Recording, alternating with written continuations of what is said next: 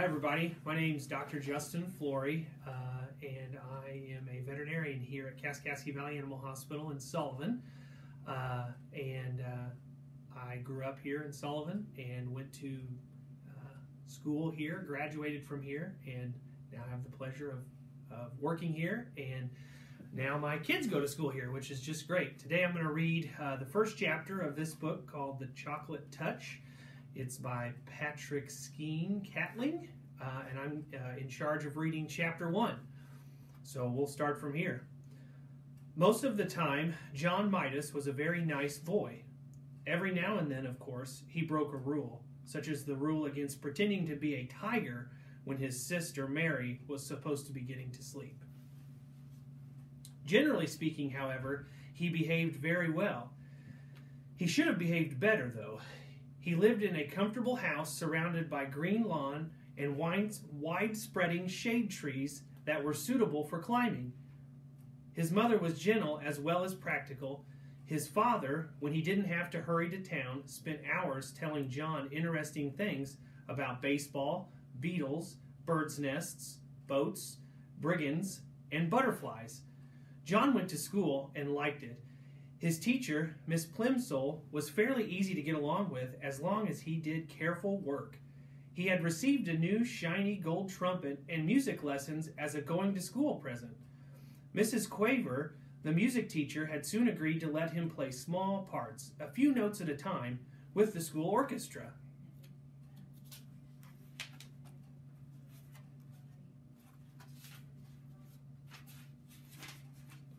Finally, there was Susan Buttercup, who was in his class. Susan had soft yellow curls, round pink cheeks, blue eyes, and one of the best collections of marbles in the neighborhood. John should have been completely well-behaved, but he wasn't. He had one bad fault. He was a pig about candy. Boiled candy, cotton candy, licorice of all sorts, all old-fashioned candy, candied orange and lemon slices, Cracker Jacks, jelly beans, fudge, black currant lozenges for sore throats or ticklish throats, nougat, marron glaces, acid drops, peppermint sticks, lollipops, marshmallows, and above all, chocolates. He devoured them all. While other boys and girls spent their money on model airplanes, magazines, skipping ropes, and pet lizards, John studied the candy counters. All his money went on candy, and all his candy went to himself. He never shared it. John Midas was candy mad. At lunch one Saturday, Mrs. Midas noticed a couple little red spots on the end of John's nose. "Look," she said to Mr. Midas, "John has spots." Mr. Midas leaned forward and looked at them. He gravely shook his head and clicked his tongue. John tried to look too, but it's very difficult to see the end of your own nose without a mirror unless you happen to be an elephant with a long nose that you can bend double. When John tried to look at the end of his nose, first with one eye, then with the other, and then with both together, all that he could see was a pink blur. Besides, trying to look at something too close made his eyes ache. "I can't see any spots, Mother," said John said. "Well, I can," Mr. Midas said. "Just because you don't see things doesn't mean it isn't there. Try feeling the end of your nose with your finger." John rubbed his finger over the tip of his nose. It felt a bit rough. "It may be measles," Mrs. Midas said anxiously. She placed her hand on John's forehead to feel whether he was warmer than usual. "But I don't think he has a temperature," she decided.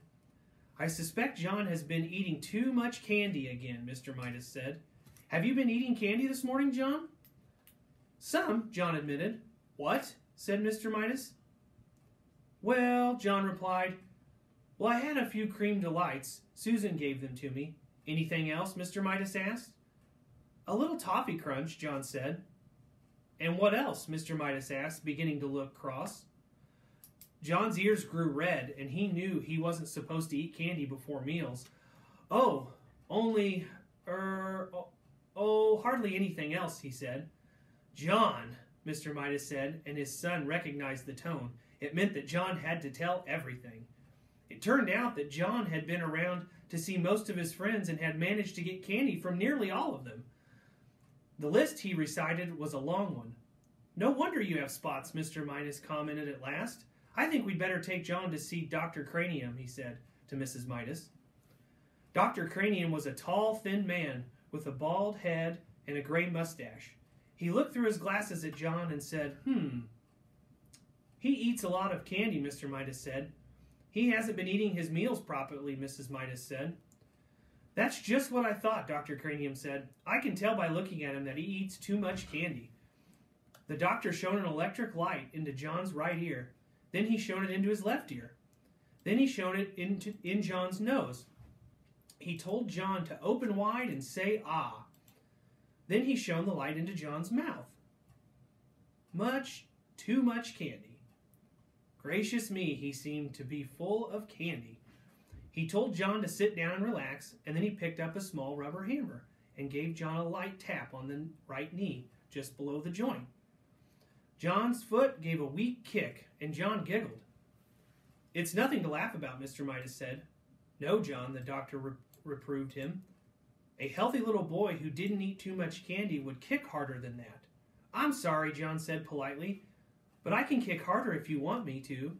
He gave a sudden high kick, which knocked the hammer out of Dr. Cranium's hand, and it landed its rubber head and bounced across the room.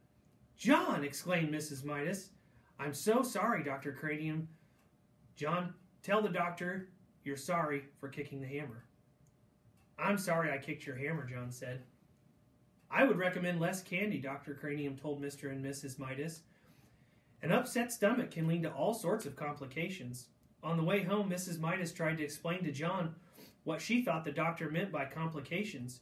"You see," she said, "if you put too much of one kind of food in your stomach and not enough of other kinds, it is bad for your whole body, because different parts of your body need different kinds of food. Do you understand?"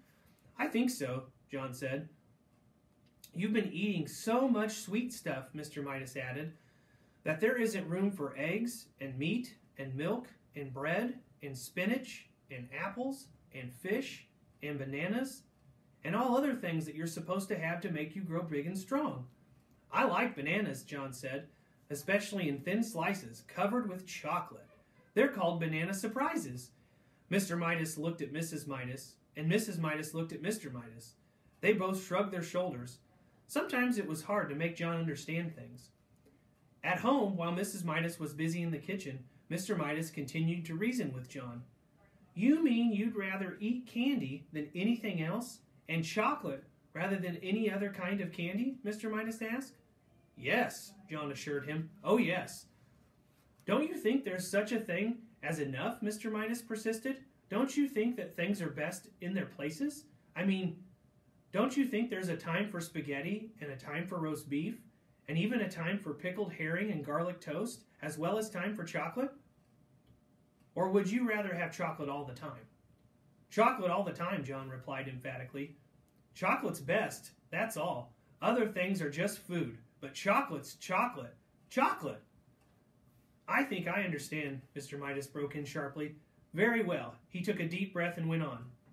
"John," he said, "if you can't understand what sort of a diet is really best for you, can't you at least get into your head that you make your mother very unhappy when you eat so much candy that you can't eat anything else?" The conversation always seemed to get around to affect John's candy eating on John's mother. John couldn't see how it could possibly do any harm if he ate candy. He sat silently for a moment. Then he said, "May I go outside and play, please, Daddy?"